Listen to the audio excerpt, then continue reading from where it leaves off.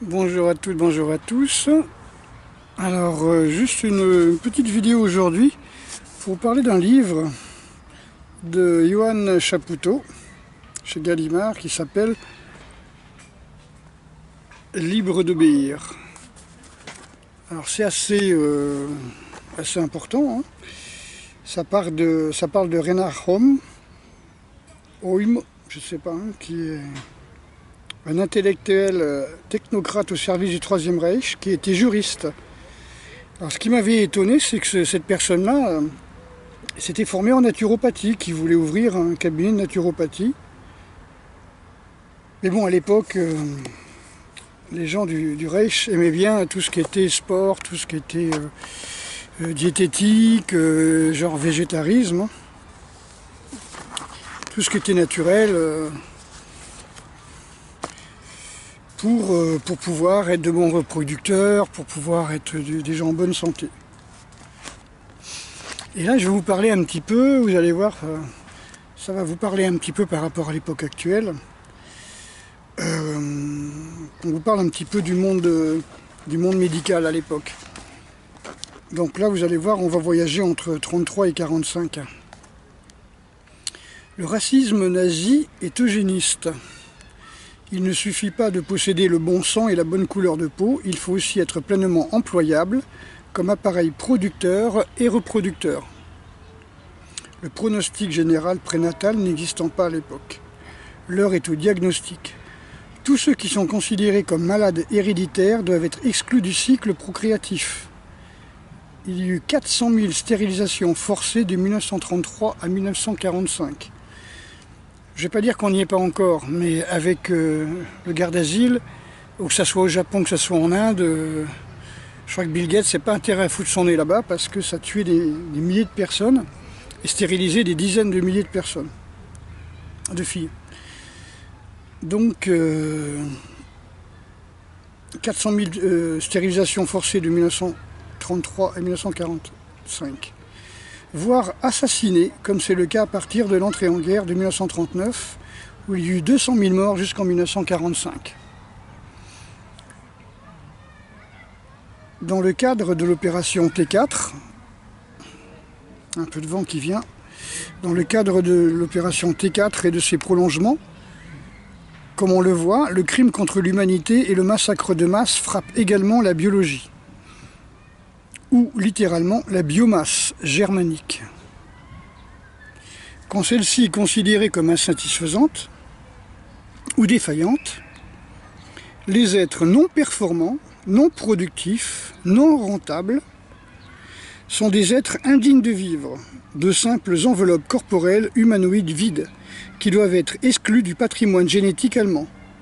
Les médecins, on y vient, les médecins ont d'autant moins de scrupules à collaborer avec cette entreprise d'ingénierie biopolitique, ou pour le dire dans les termes d'un juriste nazi, bionomique, qu'ils considèrent que le sujet à soigner n'est pas l'individu, mais le corps de la communauté du peuple, dans son entier, dont les individus ne sont que des membres. Les oisifs, vous voyez, les chômeurs, les vieux dans les EHPAD, ça vous dit rien ? Le prisme biologique nazi déforme donc les allogènes, les étrangers à la race perçus comme inférieurs ou dangereux, mais aussi l'humanité inférieure, donc l'humanité allemande elle-même, qui doit faire preuve de son excellence. Hitler n'hésitant pas à considérer en mars 1945 que les Allemands ayant perdu la guerre, la totalité de son peuple pouvait bien périr en raison de son infériorité avérée. L'ingénierie sociale, biologique et médicale frappe de plein fouet les êtres non performants et les entités indignes de vivre, mais aussi les asociaux, les vagabonds, rêveurs, originaux, divers ou sous-préfets au champ dont l'existence n'est pas encore rentable pour la communauté du peuple. À partir de 1936, plusieurs opérations de la police et de la SS raflent des milliers d'oisifs ou considérés comme tels. Je répète, à partir de 1936, plusieurs opérations de la police et de la SS raflent des milliers d'oisifs ou considérés comme tels, versés à des camps de travail ou dans des camps de concentration. L'homme allemand ne doit donc être ni malade, ni oisif, ni engagé contre le nouveau pouvoir. Voilà, donc le titre c'est « Libre d'obéir ». Voilà ce qui nous pend au nez. Ça peut vous paraître excessif, mais quand on aura mis la retraite à, je sais pas moi, 70 ans, quand on aura fini le chômage, ou mis tout le monde au chômage, hein, tout le monde avec un revenu, hein, ça risque de tomber dans ce style-là. Les oisifs seront considérés comme des sous-humains. Genre, tu refuses d'être testé et vacciné, hop, tu restes à la maison, tu es un oisif, tu as à peine le droit de t'alimenter, hein, tu n'as pas la marque de la bête. Voilà, donc je sais pas, regardez encore une fois cette vidéo, réfléchissez-y, hein, essayez de comprendre le sens des mots, ça c'est un témoignage historique, essayez de voir un petit peu le rapport, ces médecins de la mort, hein, c'est de camp nazi, hein, ben voilà, j'ai l'impression que quand vous voyez des gens qui vous disent le masque est inutile en plein confinement et après le masque est obligatoire partout en ville, en pleine chaleur, alors que la canicule va tuer 100 personnes par jour, le tabac va tuer 200 personnes par jour, un peu plus, 206, l'alcool une bonne cinquantaine de personnes par jour, et on vous dit le Covid tue 10 personnes en ce moment. Enfin, pour être sûr que ça soit le Covid. Voilà. Donc on nous montre toujours des courbes de tests qui montent, des courbes de personnes qui se retrouvent à l'hôpital. Bah, c'est normal. Plus on va tester, plus on va trouver des positifs. Maintenant, les positifs sont asymptomatiques. Qu'on leur foute la paix. Hein. Et puis voilà quoi. Donc, qu'est-ce que ça va donner? Qu'est-ce que va être la rentrée pour les associations, pour les commerçants? Voilà, j'ai pas la boule de cristal, comme disent beaucoup. Et voilà, faut se préparer au pire, de toute façon. Voilà, faut se préparer au pire.